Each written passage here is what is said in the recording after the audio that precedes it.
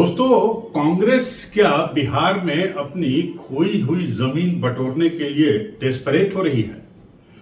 अगर पिछले 15 दिनों का डेवलपमेंट, पॉलिटिकल डेवलपमेंट देखा जाए पटना में या बिहार में, तो ऐसा ही लगता है।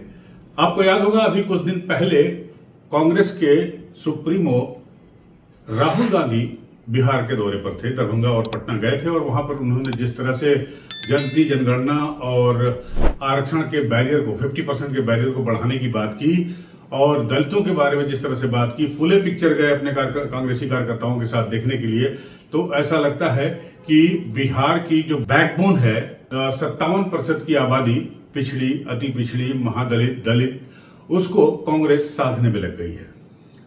ये तो उसका एक प्रयास था। और दूसरा प्रयास ये था, या जो कल हुआ है, वो ये कि महागठबंधन की छतरी के तले कांग्रेस ने बिहार की आधी आबादी के लिए एक अलग से ऐलान कर दिया है। नमस्कार दोस्तों, मैं हूं अनूप श्रीवास्तव। दोस्तों, कांग्रेस ने एक मास्टर स्ट्रोक चल दिया है बिहार चुनाव के पहले, और वो मास्टर स्ट्रोक ये है कि जिस आधी आबादी के बूते बिहार में मुख्यमंत्री नीतीश कुमार पिछले 10 सालों से, या यूं कहें 15 सालों से चुनाव जीतते आ रहे हैं, अब कांग्रेस ने भी उस पर अपना चुनावी दांव खेल दिया है। जी हां, कांग्रेस की राष्ट्रीय महिला आयोग की अध्यक्ष अलका लांबा कल पटना में थी और पटना में उन्होंने एक प्रेस कॉन्फ्रेंस की कांग्रेस के प्रदेश अध्यक्ष राजेश राम के साथ। और इस प्रेस कॉन्फ्रेंस में कांग्रेस ने बिहार की महिलाओं के लिए एक स्कीम जारी की, बहन बेटी मान योजना। और इस बहन बेटी मान योजना के तहत बिहार में अगर महागठबंधन की सरकार आती है तो कांग्रेस की तरफ से, या कांग्रेस सरकार में शामिल होगी तो उस सरकार की तरफ से 2,500 रुपए हर महीने बिहार की महिलाओं को दिए जाएंगे। गौरतलब है कि ये मुद्दा, या ये कहें कि ये स्कीम कांग्रेस शासित राज्यों में पहले से ही चल रहा है। जैसे कर्नाटक है, वहां पर वो दे रहे हैं करीब 2,500 रुपए। तेलंगाना की बात करें तो 4,000 रुपए दे रहे हैं। हिमाचल प्रदेश की बात करें तो 1,500 रुपए दे रहे हैं। और अब कांग्रेस ने यही दांव बिहार में खेल दिया है। अब इसमें दिलचस्प बात क्या है? इसमें दिलचस्प बात यह है कि ये ऐलान तेजस्वी यादव लगातार अपने मन से करते आ रहे हैं। लगातार ये बात वो कहते आ रहे हैं अपने भाषणों में, चुनावी रैलियों में, कि महिलाओं को हम एक निश्चित राशि देंगे, महिला सम्मान राशि देंगे। लेकिन इसका ऐलान कांग्रेस ने कर दिया। और मजे की बात यह है कि जब यह ऐलान कांग्रेस पटना में कर रही थी अपने दफ्तर सदाकत आश्रम में, उस वक्त आरजेडी का, यानी उनके सहयोगी दल का कोई नेता वहां मौजूद नहीं था। इस बारे में पूछे जाने पर अलका लांबा ने कहा कि हम महागठबंधन के साथ खड़े हैं और इस ऐलान का ये मतलब कतई नहीं है कि कांग्रेस आरजेडी से इतर कुछ सोच रही है बिहार में। लेकिन जो कांग्रेस में बिहार कर रही है वो निश्चित रूप से अपने लिए और आरजेडी से इतर ही कर रही है। जी हां, 2 महत्वपूर्ण घटनाएं हुई बिहार में। राहुल गांधी का दौरा, और राहुल गांधी का दौरा पिछले अगर 3 महीनों की बात करें तो 3 बार हो चुका है। प्रधानमंत्री की तरह प्रधानमंत्री भी 3 बार बिहार जा चुके हैं और राहुल गांधी भी 3 बार जा चुके हैं। उसके बाद ये ऐलान आधी आबादी के लिए, जिस आधी आबादी के वोट पर सारी पार्टियों की नजर है, और वो वोट बैंक नीतीश कुमार का माना जाता है।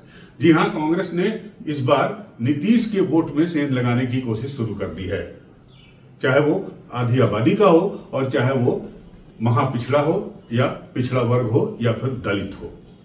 लेकिन ये जो ऐलान किया गया, इसे सुनकर या इसे जानकर, इसके बारे में जब पता चला आरजेडी को, तो आरजेडी सकते में आ गई। जी हां, क्योंकि शुद्ध रूप से, विशुद्ध रूप से यह ऐलान एक साथ किया जाना था। लेकिन जब पूछा गया अलका लांबा से इस बारे में, और कांग्रेस अध्यक्ष, प्रदेश अध्यक्ष राजेश राम से इस बारे में जब पूछा गया, तो उन्होंने कहा कि अभी हमारा कॉमन मिनिमम प्रोग्राम नहीं बना है, और जब हम अपना कॉमन मिनिमम प्रोग्राम बनाएंगे तो उसमें इसको भी इंक्लूड करेगा। और उसके पहले कोई भी पार्टी फ्री है गठबंधन में, जो भी दल शामिल है वो अपनी तरफ से कुछ भी ऐलान करने के लिए स्वतंत्र है। मुद्दा यही फंसता है, और आप बने रहिएगा हमारे साथ इस वीडियो में आखिर तक। हम आपको बताएंगे कि इसका मतलब क्या है। कांग्रेस का कहना है कि अपनी इस स्कीम को लेकर वो बिहार में हर घर जाएगी, घर घर जाएगी, मतदाताओं के पास जाएगी, उन्हें बताएगी, घर में मौजूद महिलाओं को इसके बारे में जानकारी दी जाएगी। जी हाँ, कांग्रेस की ये एक अनूठी पहल है बिहार चुनाव में। गौरतलब है कि पिछले बिहार चुनाव में यानी 2020 में जब कांग्रेस गठबंधन में रहते हुए 70 सीटों पर चुनाव लड़ी थी, तब उसने इस तरह की कोई भी कोशिश नहीं की थी।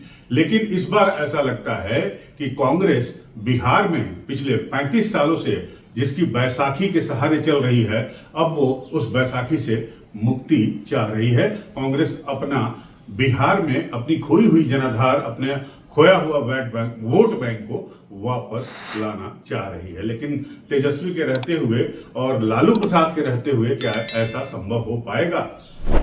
ये बड़ा दिलचस्प होगा देखना कि ऐसा आगे चलकर क्या होता है, क्योंकि अगर आंकड़ों की बात करें तो पिछले चुनाव में कांग्रेस ने 70 सीटों पर चुनाव लड़ा था और 70 सीटों में कम से कम 32 सीटें ऐसी थी जहां पर कांग्रेस का कभी कोई आधार नहीं था, और आरजेडी ने उन सीटों को दे दिया कांग्रेस को जहां पर वो खुद कमजोर थी।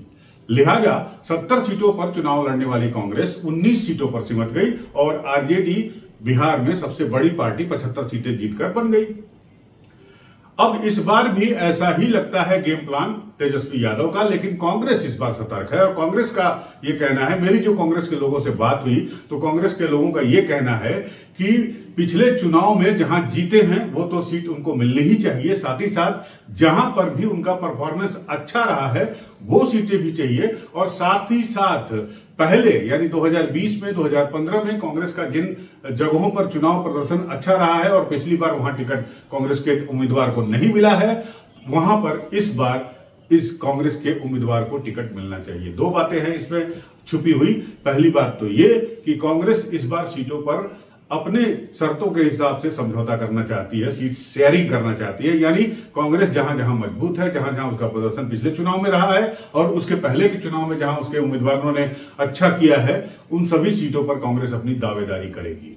यानी ये सीटें 70 भी हो सकती है और 70 से ज्यादा भी हो सकती है। अब देखना यह दिलचस्प होगा कि सीट बंटवारा है, जो सीट शेयरिंग का काम है, वो आला कमान करता है। आरजेडी की तरफ से लालू प्रसाद यादव और तेजस्वी यादव करेंगे और कांग्रेस की तरफ से ये मोर्चा राहुल गांधी और प्रियंका गांधी संभालेंगे और मल्लिकार्जुन खड़गे संभालेंगे। बिहार से उनके सहयोगी होंगे कृष्ण अल्लावर्रू, जो राहुल गांधी के सबसे करीबी माने जाते हैं, और साथ साथ राजेश राम, जो हाल ही में दलित वोट को अपनी तरफ आकर्षित करने के लिए प्रदेश कांग्रेस अध्यक्ष बनाए गए हैं अखिलेश सिंह की जगह पर। अखिलेश सिंह को आरजेडी का करीबी माना जाता था।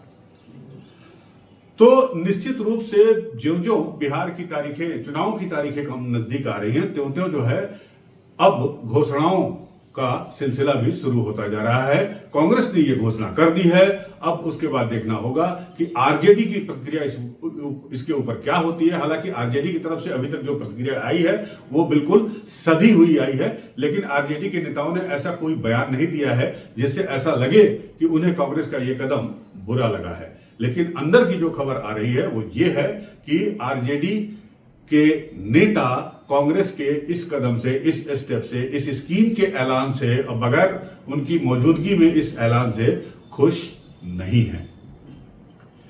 लेकिन दूसरी तरफ अगर एनडीए की बात करें तो वहां भी एक ऐसा ही सिलसिला चल रहा है। जो काम कांग्रेस महागठबंधन में कर रही है, इंडिया गठबंधन में कर रही है, वही काम एनडीए में चिराग पासवान कर रहे हैं। हफ्ता भर पहले चिराग पासवान की पार्टी लोजपा की एक बैठक हुई और उस बैठक में लोजपा ने दो बड़े ऐलान किए। पहला ये कि चिराग पासवान जो है सक्रिय रूप से अब बिहार की राजनीति में हिस्सेदारी करेंगे, जिम्मेदारी निभाएंगे, और दूसरा, लोजपा अपनी स्वतंत्र पहचान बनाते हुए बिहार चुनाव के मैदान में उतरेगी। मतलब साफ है कि इस बार जो चुनावी मंजर होगा वो बदला हुआ होगा, एटीट्यूड बदला हुआ होगा, खासकर रीजनल पार्टी हो चाहे नेशनल पार्टी, वो नेशनल पार्टी जो बिहार में कमजोर है पिछले कई सालों से, इन सबों को इस बात का अंदाजा है कि ये चुनाव उनके लिए लिटमस टेस्ट है, और इस चुनाव में अगर उनके पार्टी का प्रदर्शन अच्छा नहीं हुआ तो भविष्य में उनकी पार्टी को नुकसान हो सकता है। बिहार में जो दो ध्रुव है, जिन दो ध्रुवों को अब परिवर्तन करने की बात हो रही है, वो ध्रुव बने रहेंगे और उनकी जो स्थिति है अभी वो भी कंटिन्यू रहेगी। तो बनी रहेगी इस स्थिति पर हमारी नजर। आप भी हमारे साथ बने रहिए। मिलते हैं आपके साथ अगले वीडियो में। तब तक के लिए नमस्कार, जय हिंद।